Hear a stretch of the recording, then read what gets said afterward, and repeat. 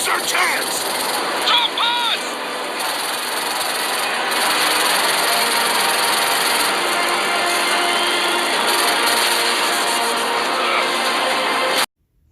Thank you for tuning in to Mr. Cliff's Toy Shop. On today's review, we take a look at the Storm collectible Gears of War 5 Marcus Fenix. Today I'll be reviewing this figure in 6 categories: accessories, articulation, design, is it essential to your collection, functionality, and price. Once those scores are totaled, I'll give you my opinion if this figure is a pass or a purchase. So I'm very happy to have this about to be part of my collection. However, I'm a bit under the weather. I do have a sore throat. So I'm going to try to get through this with doing as less talking as possible. So for accessories, Marcus comes jam-packed. Let's take a look at one of his 2 Lancers. So looking at this Lancer, the very first thing that stands out to me is that there's a heavy wash throughout this Lancer. Now, the positives with a good wash is that it helps to break up the scope. Also, it allows you to pick up on some sculpting that perhaps you may have missed. The issue when a wash isn't done too well, it looks a bit amateurish, and I feel like in this case, it looks a bit amateurish. Now, some of the highlights would be the blue details. Feel is a great blue metallic, and they did a great job of capturing that. Now, to where it gets cheesy, the blood on the blade looks very cheesy and not as good as it does on this Storm collectible figures. And also the lighter gray over the darker gray, I feel that it's too much. Perhaps just using it in certain areas would have helped this piece to stand out a lot.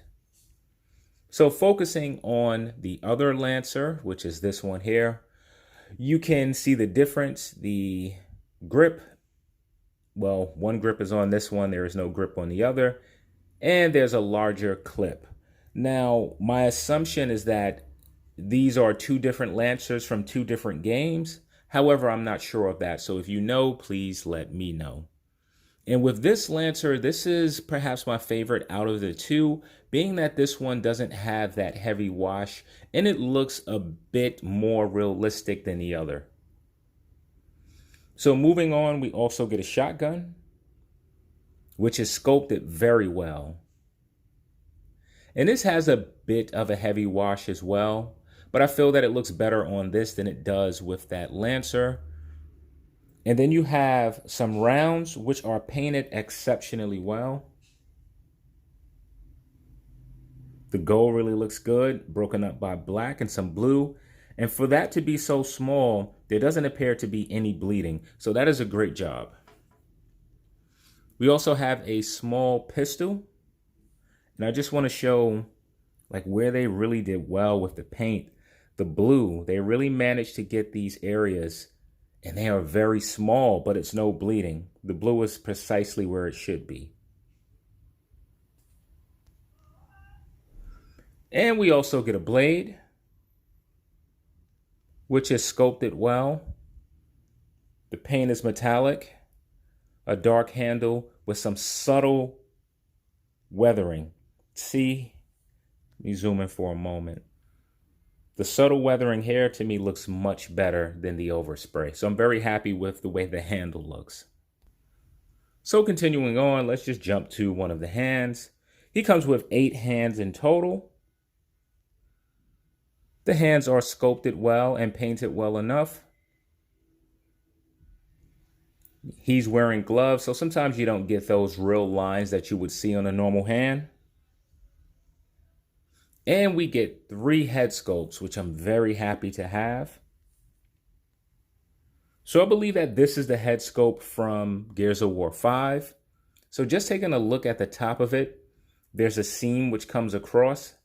Being that it's a blend of paint, it doesn't stand out that much. However, it is noticeable. And also, I'm just not crazy about the colors that was used here.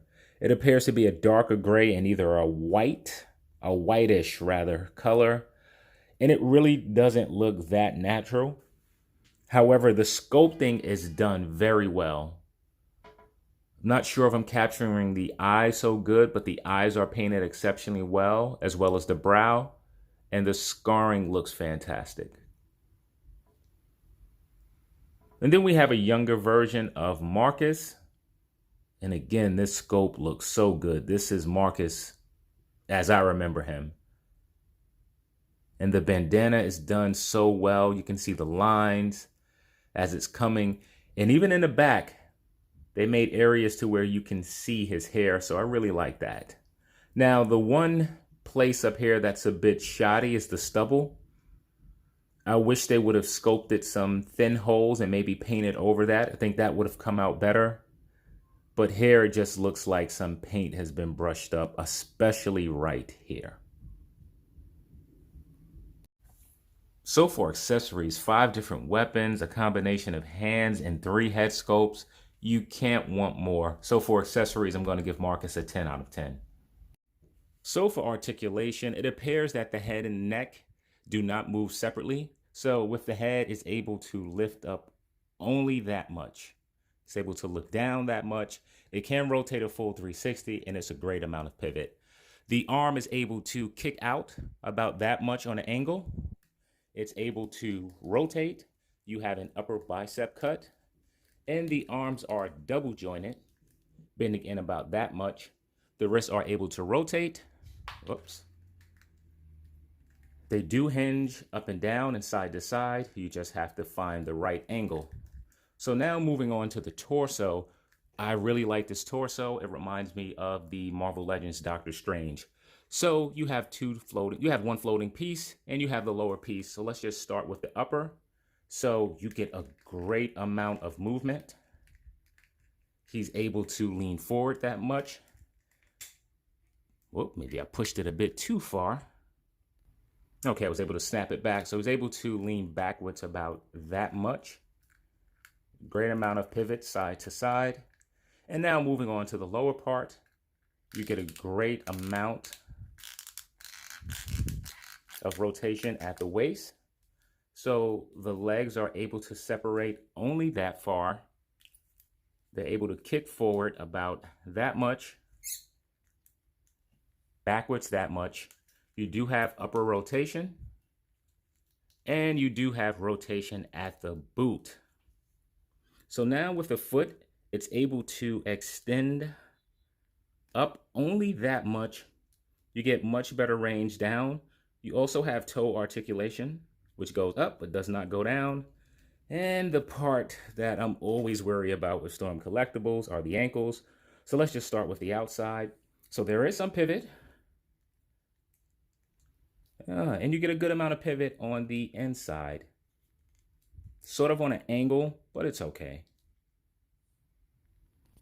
And you get single jointed knees bending in only that much.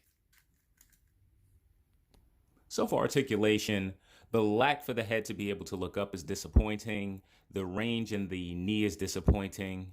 And perhaps some of the movement in the legs are a bit disappointing. Now, the torso is phenomenal. Like, you'll be able to pose him in many gun-wielding action poses if you choose to. So for articulation, I'm going to give Marcus an 8 out of 10. So for design, Storm Collectibles absolutely hit their mark. One of the things that I want to point out is the blue metallic paint. It is supposed to mimic a light up feature, and the paint choice that they use is exceptional. It really stands out bright. It has that metallic sheen to it, so when the light hits it, it glows just a little bit. So they did a real good job of that. And some of that paint is carried on to hair. However, it doesn't stand out as much as it does here, and I wish that it would. So there's also some subtlety with dry brushing along hair, which I really like. One of the things that I wish is that the suit was a bit more dirty, especially at the boots. The boots themselves are very clean, even at the bottom. And if you turn them to the back, I can zoom in for a moment, you can see there's actually some scuffs throughout on the armor parts, which I really like. I wish that carried through to the front as well. One of the things that really impressed me is that Storm Collectible is really able to attach paint to very small areas without it spreading around. So right here, they managed to just touch these two areas with a little bit of gold, which didn't spread to any other color. Another strong area with Storm Collectibles are their joints. The joints is the same color of the rest of the figure or the arm that it's attached to, which is so important. It's a detail that a lot of companies skip out on. And the way that the bags and the belt is done is phenomenal. A lot of attention to detail. Feel that the silver hair looks good. More like a brushed nickel. The browns look good. And even the straps are painted separate from the handles and the bag itself. So even with all of that said, to me, something feels missing with design. There we go. This is the Marcus that I remember. So I haven't actually played Gears of War 5, so I'm not 100% sure of how he looks in the game. I just was able to pull up some images. So for overall design, I'm going to give Marcus a 10 out of 10. So is Marcus essential to your collection? So I took a different approach with this, and I started to think about where else could I put Marcus inside of my collection. I thought about my Masters of the Universe. However, all of those characters seem to have bright colors to where Marcus does not. So I don't think that he would look good amongst those characters. I thought about my Marvel Legends. Not sure that he would look good amongst them either. And even thought about some of the higher end figures such as Mezco. And I really don't know where he would fit in with the Mezco figures as well. So adding Marcus to a different line, I'm having a hard time of seeing what other action figures I can pair him with. But being that we are talking about Gears of War, there is no character more essential than Marcus. So if you decide to build a Gears of War lineup, then Marcus is certainly essential. And as far as for being essential to your collection, I'm going to give him a 10 out of 10. So for functionality, we have some issues. So a few weeks ago, I actually purchased the GameStop exclusive. When I went to remove the head, the entire peg came out and I was unable to get the peg back in. Earlier, when I removed this head, the entire peg came out once again. However, I was able to find the port and connect it. So my advice would be when you're exchanging the heads, simply pinch the neck like so before pulling it off. That would be my advice. It sucks that you have to do that. However, this is the second Marcus that I've had, and I've had the same issue with both. So I'm assuming that there are going to be people out there who are having the same challenge. So now moving on to this area.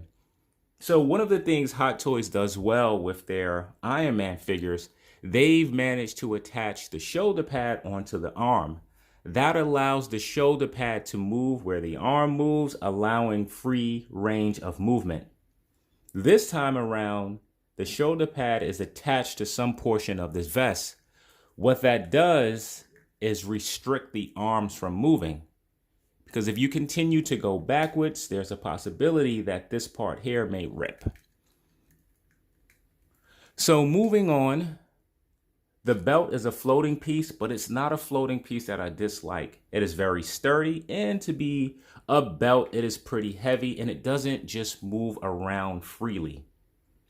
However, the same cannot be said for the shin protectors. I'm very unsure of why they chose to allow this piece to move. If it was glued in place, the knees would still bend the same. If it was glued in place, the boots would still rotate.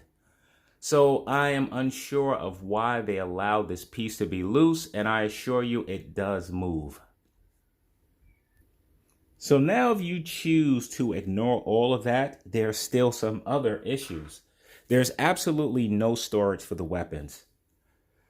So if this weapon was held in place by a magnet or some sort of attachment, This would be so dope. And to me, that looks dope, but it doesn't slot anywhere. Even his blade, with all the mini pouches that he has, there's no area for the blade to go as well. And what would have been super cool, however, is a reach for the price point, if the actual light up features did light up. However, I will not be removing or deducting points because of the price point for this figure. So let me take a moment to remove this hand. They attach easy enough. The peg is very large, so it simply slides in two and it holds it pretty easily. But now let's focus. Do the hands hold the weapons properly? So here we have a trigger finger. And in this case, it does what it's supposed to. The trigger is actually able to fit onto the trigger itself, so that's great. Now, for the shotgun, this doesn't really work. The trigger finger is actually on the outside of where the trigger can be, and it's soft enough to maybe you can bend it in. Yeah, you can. So, I mean, you can get it to work. However, the finger does protrude on an odd angle. So I'm going to say that this hand is really not meant for this weapon. So now moving on to some of the other hands. One is fisted. Of course, that doesn't work. Here's another open hand. This grips this exceptionally well. Actually, before I do that, let me show you something. Let's zoom in for a moment. So I'm assuming this area right there is the trigger. Okay, just keep that in mind. So now this hand holds this weapon exceptionally well, holding the barrel and even wrapping around on the inside. However, it does not fit the trigger. Please let me know if I'm correct or incorrect about that. So removing this hand, we go onto the blade and it goes in like so. Doesn't hold it the best, so I'm going to rotate it this way. And I'm going to say that's much better, but I still don't think that this hand is made for this. However, we do have a hand with a protruding thumb. And I want you to think about this protruding thumb for a moment. Now, I believe that the way this goes, the blade fits in this way with the back portion resting on the thumb. I'm having a hard time getting this done. There we go. Now, if this is correct, I think that is great by Storm Collectibles to have the thumb protruding to hold the back end of the blade. However, it is extremely loose. And moving on to the weapons, nothing about this is functional. The clips do not slide out. The blade doesn't move at all. This piece doesn't fold in. So having some areas of this to where it was functional would have been really cool. And for the last test is the stand test. I've said this before that this is not a flat surface. However, I did place Marcus on flat surfaces and he's having trouble standing. Because of this back area, it is the heaviest part of the figure. And each time I attempt to get him to stand, he sort of leans forward and topples over. So this figure doesn't stand particularly well, and it doesn't come with a stand, and that's just one of the things with Storm Collectibles. Sometimes I get a stand included, other times I don't. So moving on to the last thing, and this time I am serious, it will be the pelvis area. What I like about Storm Collectibles is that they use a very soft material, which allows you to get maximum range out of the legs. As you can see, it is flexing. So that's something that I really like because it doesn't hinder movement. So for overall functionality, and I assure you there are some issues, I'm going to give Marcus a 6 out of 10. So for pricing, Marcus comes in at $69. Add in shipping, add in tax, you're looking at $78 for this figure. So now is he worth the price of admission? So let's see what he comes with. Marcus comes with, count them, 1, 2, 3, 4, 5 weapons. That is Mezco Punisher type of accessories. We get 4 pair of hands, and one of the accessories that I care about the most, 3 interchangeable head sculpts. Now, let's slow down a minute. Let's not just talk about the accessories. One of the things that you will know immediately once you have this figure in your hand, if you collect other Storm collectible figures, is that he feels to be on the very small side, which is very surprising to me, as I've always thought of Gears of War characters to be on the large side. Some areas of the articulation is phenomenal. There are some challenging areas with the functionality. So adding all of that together and looking at the price point, I'm going to give Marcus a 10 out of 10 for pricing. That should give Marcus an overall Cliff score of 54 out of 60. So now, is he a pass or a purchase? I sort of wish I could end this review with I'm not sure yet. There are some things that I like. There are some things that I do not like. And even though I'm a big fan of Gears of War, I haven't played the 5th one as of yet, I don't know if I need to have Gears of War action figures in my collection. And that's something that I'll figure out in time. So is he a pass or a purchase? For the time being, I'm going to say it's a purchase. So here's Marcus by itself. Here's Marcus next to Street Fighter's Gal, and he is way too small. Here's Marcus next to Marvel Legends Bishop. And here's Marcus next to Mezco's Punisher. So I want to thank you again for tuning in to Mr. Cliff's Toy Shop, and I hope to see you during the next review.